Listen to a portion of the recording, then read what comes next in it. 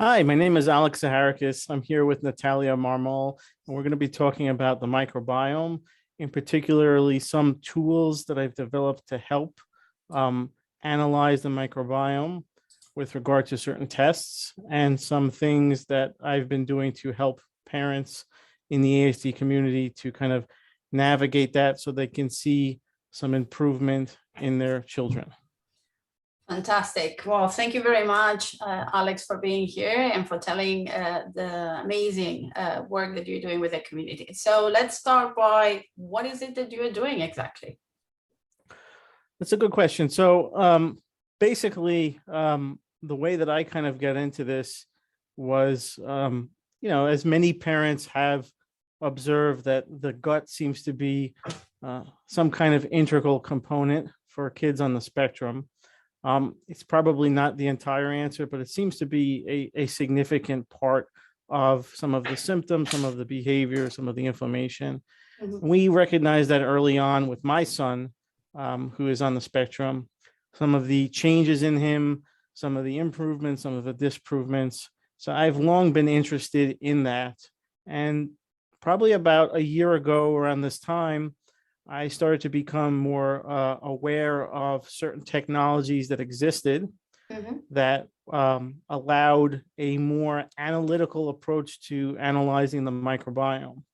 And I started to get excited because I have a heavy background in analytics and kind of analyzing data sets. So I started to use some of my background along with some other tools that existed from some very prominent researchers and practitioners that are very well experienced in the microbiome, Mhm. and try to put things together in a way that made sense from a logical perspective so that we could try to figure out what's the best way to balance the gut. Not doing gut resets and not doing these radical things and hoping that it gets into shape. This is more kind of a science-based analytical approach that really kind of puts you with a roadmap of where to go. Perfect. So for the parents to understand, what we're talking here is the parents would need certain microbiome tests, which in this case you're working with Biomesight and Ombre, which used to be remind me here, what was the Thrive. It right? formerly was called Thrive. They rebranded a couple of months ago. That's correct. So the reason why I only use those two tests, there's many reasons, but in particular, they're the only two companies that provide the raw data. So the raw data is basically, and the type of stool test, it's called a 16S test. Mhm. They sequence the bacteria in your gut very similar to what would be like a genetic test that you would go for. So they're genetically sequenced, and the data is given for some maybe 10,000 strains of bacteria. So Mhm. the file that they give you is really complete and comprehensive, but in essence, it's a raw file, and it doesn't mean very much to anyone that doesn't have the experience to kind of interpret it. So using that, and I built some software around these two particular tests that happen to actually be analyzed by the same lab, actually. So even though they're two different tests, they're actually analyzed by the same lab, which makes it kind of unique because there's less variability in comparing between tests. But because they provide that raw data, it really sets them apart different from any other stool test, Mhm. along with some other things. Perfect. And then, so what we're saying is like the information that they can get from this test is the raw data, you analyze it, and then from what you analyze from this information, you extract some conclusions, and that is what you would give the parents to work with, right? Correct. Yes. There are some, the companies themselves will provide your report, but Mhm. they're really not meant for looking at someone with significant dysbiosis. They have some limited tools. There are some other kind of engines that you can use this raw data with to give you some information, but it can be a little overwhelming. And what I've done is I've kind of build something that allows to get really at the core of the problem and give suggestions that are of the class of things that are very well understood in the microbiome community and just in the gut to be positive things to push you in the right direction. So I kind of break it down, and it's more or less a type of intervention where you introduce things on a weekly basis for about 4 to 6 weeks with the idea of retesting at that point. Perfect. Do you also recommend changes on the diet, or if it's a supplement-based sort of approach? It's a good question. I mean, ultimately, the diet plays a big part of it, but I think that the majority of the change is going to come from these supplements that are going to be added on board. The diet, I am a little bit on the fence about, just because we already know the kids are so picky. Some kids, at least, are very picky. It's very hard to get them to eat things. It's probably hard enough to get them to take supplements. So my hope is that if you can get things in a better place, you'll see some semblance of improvement. And then hopefully over time, we have some information showing that, the better gut is a more diverse gut that wants to eat more diverse things. So, it isn't quite, that change doesn't happen immediately, but we know that there is some opening. And then I would hope over time that you'd be able to bring on a positive diet in the end. Because one of the things that it's always difficult. So a lot of the people that will be listening to us will be from Latin America. So the problem that we have over there is that the availability of a lot of the supplements that in the States or in Europe are very easy to get. They're very complicated to obtain over there. And so most of the times, mostly what it happens with us, so in Anemia, one of the things that we try is to make available a lot of these tests in Latin America and some of the countries that we are working. So one of the biggest problems that we have is that once they do the test, and then after they see a physician or someone like you, and they get a recommendation, then they cannot access to a lot of the supplements. So that's what I was saying, if diet is part of what you recommend, because modulating through the diet obviously is easier because food is available everywhere, so they can do those changes. But sometimes certain probiotics, prebiotics, certain things won't be available. So would you give options, for example, if comes to the point that they can have it, whatever you're recommending? That's a good question. So, I mean, the good news is that a lot of the things are very generic and can kind of cross over. And I've been working with some people outside of the United States. And so I've kind of, encountered this to some degree. But to give you an example, the recommendations are really, they're broken up into 3 categories. There's herbals, there's prebiotics, and there are probiotics. Now, the herbals, they're going to be things like green tea, chamomile tea, cinnamon, garlic, ginger, things like that have a positive rapport on the gut, but they also have a certain profile for bringing down certain overgrowths or encouraging certain bacteria to grow. So most of those things you should be able to find in some kind of variation in these countries.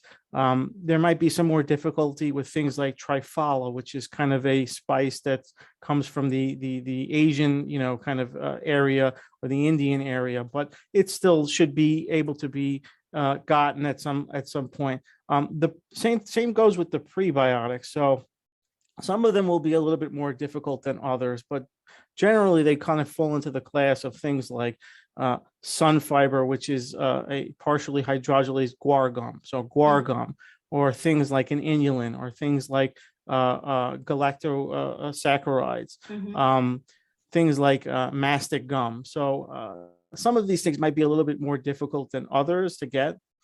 And as far as the probiotics, that's probably the most difficult one. Yeah. One of the companies that I often recommend from, they do ship internationally, so that's a positive. Several of them do. They don't ship all over the world, but I would say most often the most common types of probiotics that are going to be on board are going to be these soil-based probiotics, which I think that they are available in most countries in an alternative form. So if there's something that you can find similar to that, you can certainly email me and I'll say, okay, we think that this is appropriate. I do have, when I send out these suggestions, a kind of a set of slides with pictures of all of the supplements that I kind of recommend. And I'll say, okay, use this, this, and this. And then you can kind of use that as a gauge to see if it's similar or equivalent. Okay, perfect. Well, that's good to know, because then it really opens up to any family that can get one of the tests that we mentioned before, either the Biomesight or the Ombre.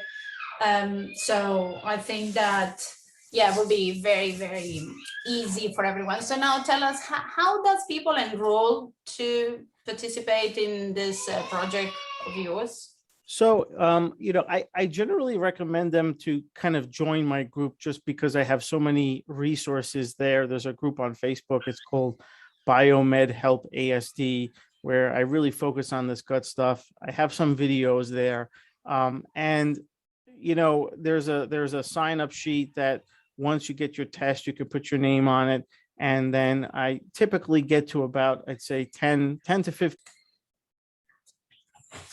So yeah, I have a group, it's called Biomed Help ASD on Facebook.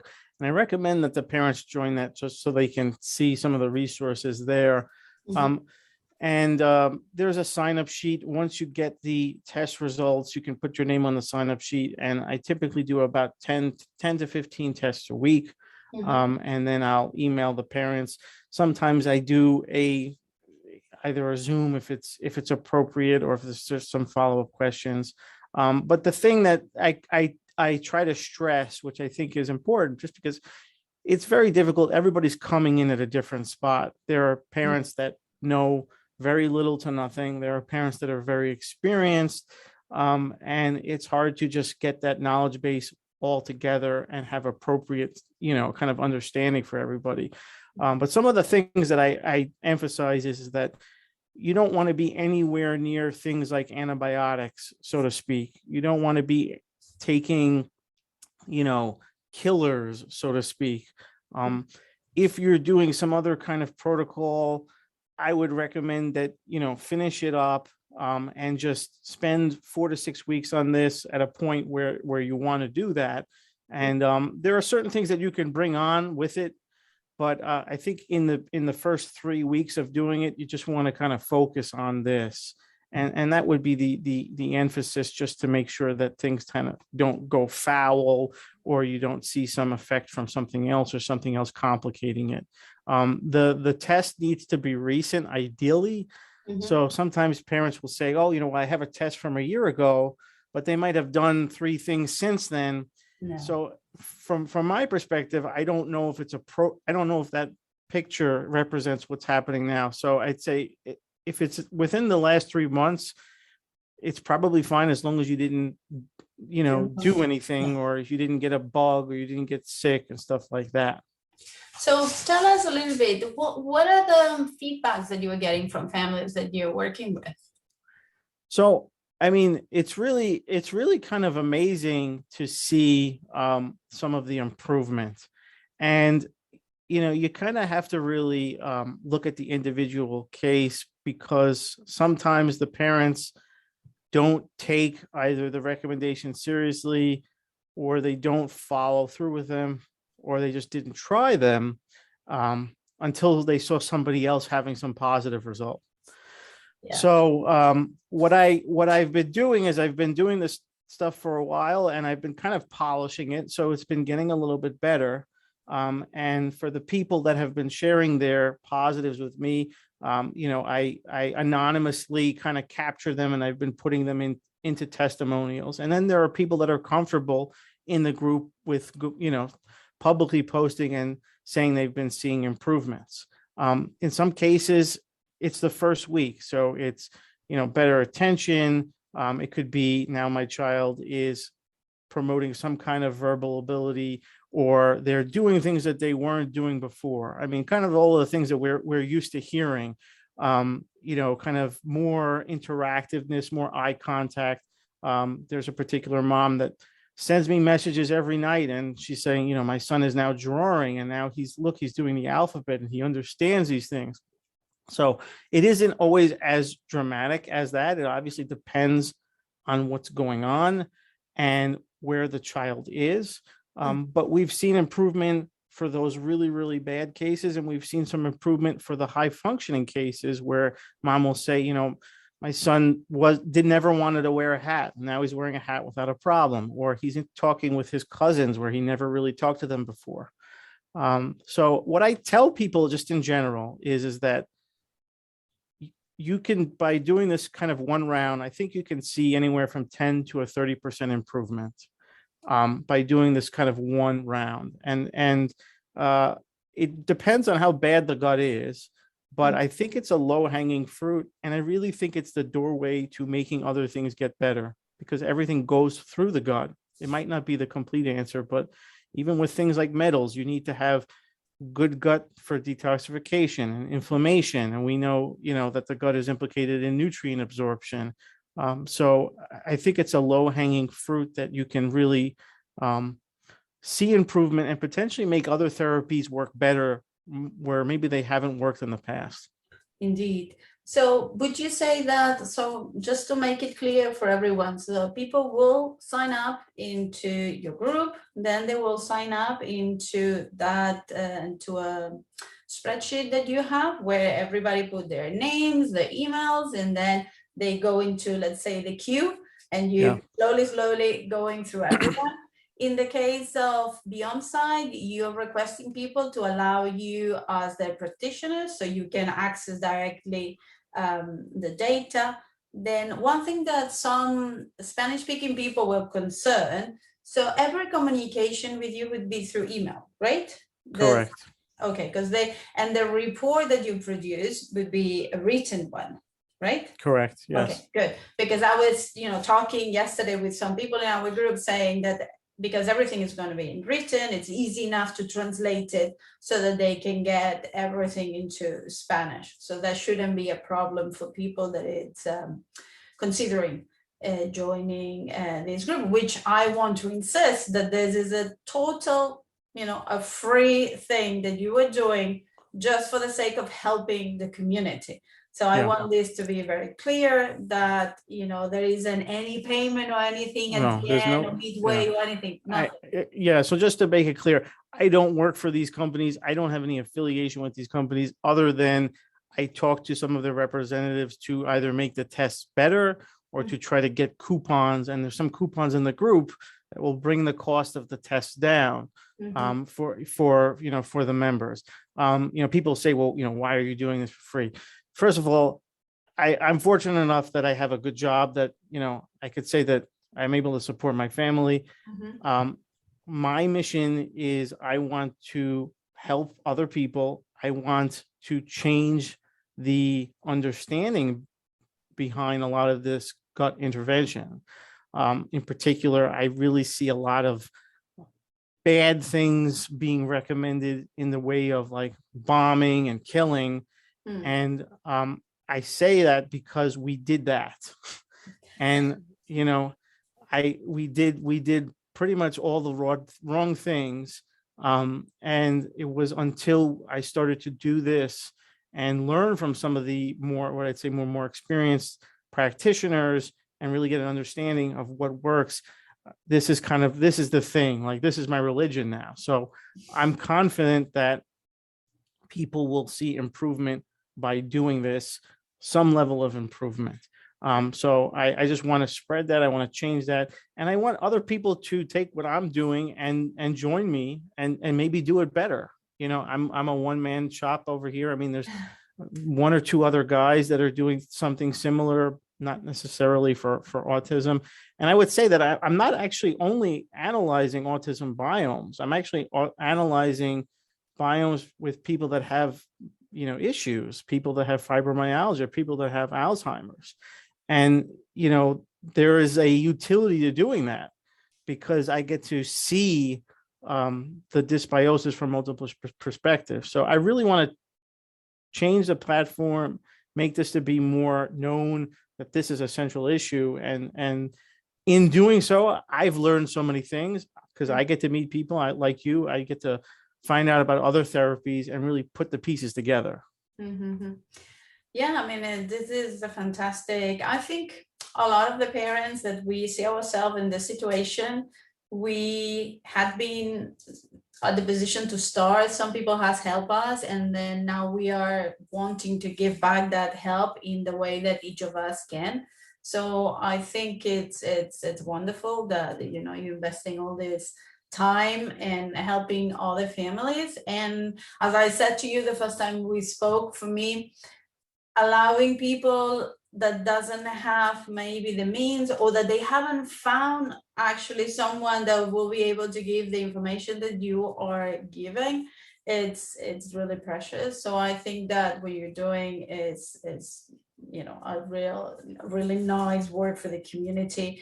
And I really hope that the data that you get and the analysis that you get, enough, you manage to analyze it to get more conclusions that at some point that serve for a bigger purpose in order to create more awareness of what is the good way of approaching our children's gut modulation. So anyway, thank you very much. I think, as I said before, that it's amazing what you're doing. I really hope that many parents get to enjoy it. I really hope that they don't I mean, it's, as you said, because you're just one person, you just have a certain amount of time that you can dedicate to it. So people has to have patience and be a little bit understanding that you have a job, your other job, and then as well you need to do this. So yeah, once again, we are going to put all the links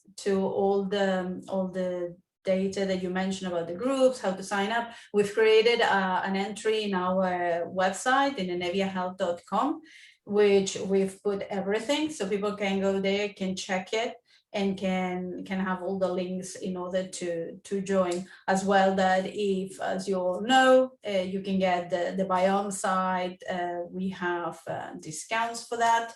We unfortunately we don't work with Thrive because it's very difficult to get it outside the US. Now I think it's a bit less. I heard the other day in one of our groups that some people was starting getting it in some places in Europe, I think, but I'm not totally sure about it. So we'll investigate a little bit more about that.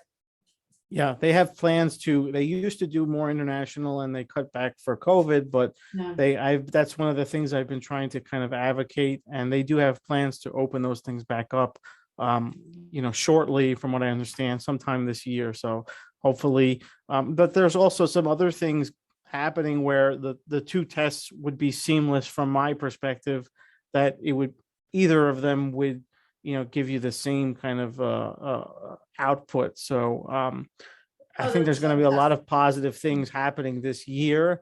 And I would say, yep, you sign up on the sheet. Just try to be patient.